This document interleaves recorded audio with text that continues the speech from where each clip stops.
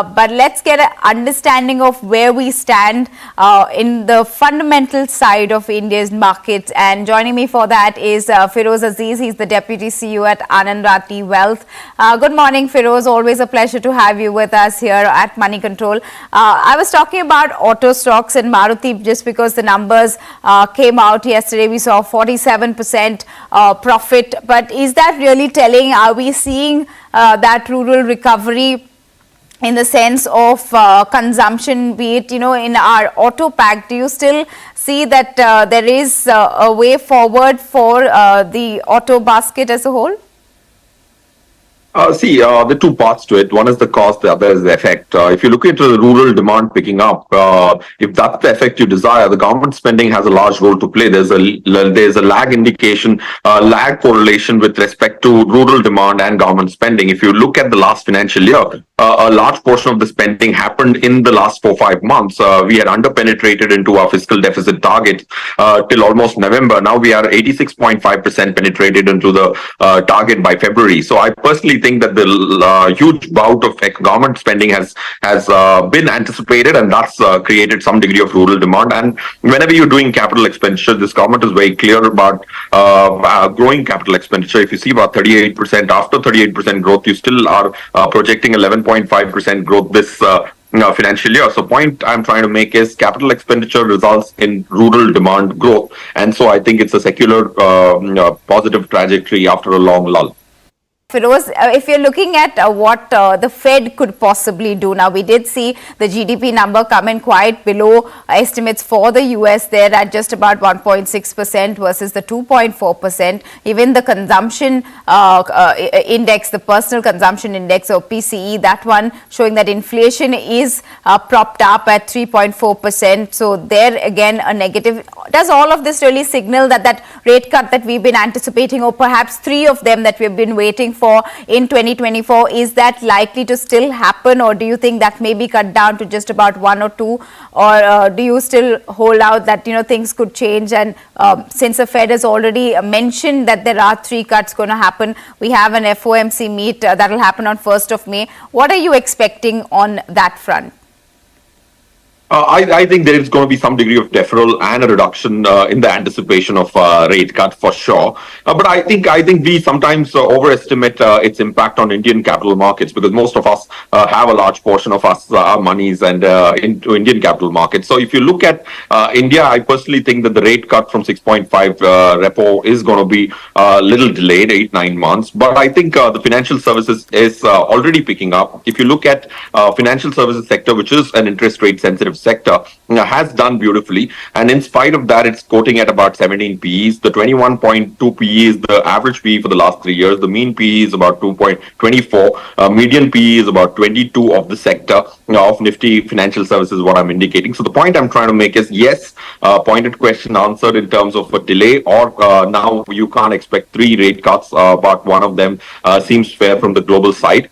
But I think in this time, FIIs are behaving very differently. Even if they expect a US slowdown, they are pumping in money into India. If you look at Jan-Feb, there was negative flows, but I think that's changed reasonably with about 4,000-5,000 crores inflow this month so far. And domestic guys have pumped in about 40,000 crores in this month so far. So I personally think our markets are being isolated because inflation and interest rates have been below average 10-year levels for India, unlike most of the emerging economies. Right. So we're not going to have that much of a repercussion from whatever decision the Fed takes. Do you think, Feroze, this is likely to change post the election outcome? Are we going to see FIIs come flocking back to India? You did say India has enough and more reason and has been resilient all this while, but why this kind of outflow then, and what can perhaps change it? See, I think if you look at the April number, it's about negative 8,659 crores. The March number was positive 35,000 crores for FPIs. But I think if you read between the lines, the FPI behavior is very different this time around. I'll answer this in 2 parts. The first one is FIIs and FPIs are investing in small cap stocks of India dramatically over the last 1 year, and this is not being spoken about enough. whenever an FII is going to buy India and not the top 100 stocks, which are very, very liquid counters and derivative counters where getting out is easier. But if it's going to go into the broader market, that implies that the money is not hot money. That's money which the FII very well knows you can't sell it in 5 days. Like SEBI, of course, have put a mandate in terms of domestic funds liquidation. That implies that same thing applies to FIIs as well. So whenever money comes into broader market from a specific institutional set, that implies that the money is for the long term. That's one thing which I think makes me believe that the FIIs are buying the broader market, and that's great news. The second very important thing is FIIs have this huge attribute of loving status quo. They don't fall in love with governments, but they fall in love with status quo. If this election, like it is anticipated, if the government continues with the third term, the kind of influx of money which is waiting on the sidelines is surprising. The kind of money which is coming from even Japan would surprise you into the broader market of India. So to answer your pointed question, a huge influx of money is possible after the election results if status quo stays, which is, of course, the larger expectation is why the markets are where they are. Do you think there is still more room in the PSU space, at least the run-up that we've seen to the elections? Most of these stocks saw good traction, and which would be those sectors within the PSU pack that you would want to be, that you would find really more room to be entering in? Yes, Stacy, I personally think that PSU is a little broader theme. I would say financial services as a sector, I'm reasonably bullish because that's a very diverse sector. You have a stock in the life insurance space with the 100p, and you have a PFC with almost about 7p with a large headroom.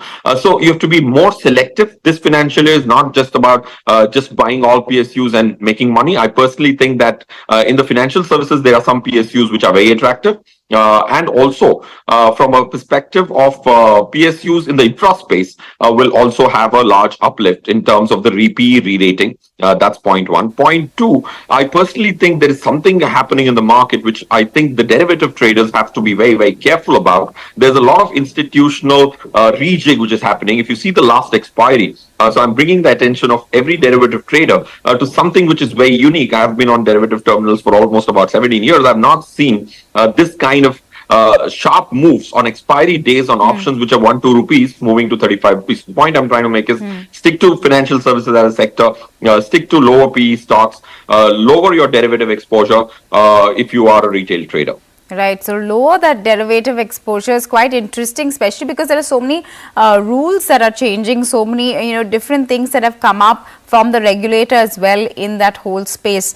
So do a word of caution coming there from Feroze as well. Feroze, quickly, the sectors that are you see available at compelling valuations even post this correction that we're seeing. Do you see IT, FMCG really being those dark horses for FY25, or where will you be placing your bets and which sectors for this FY25?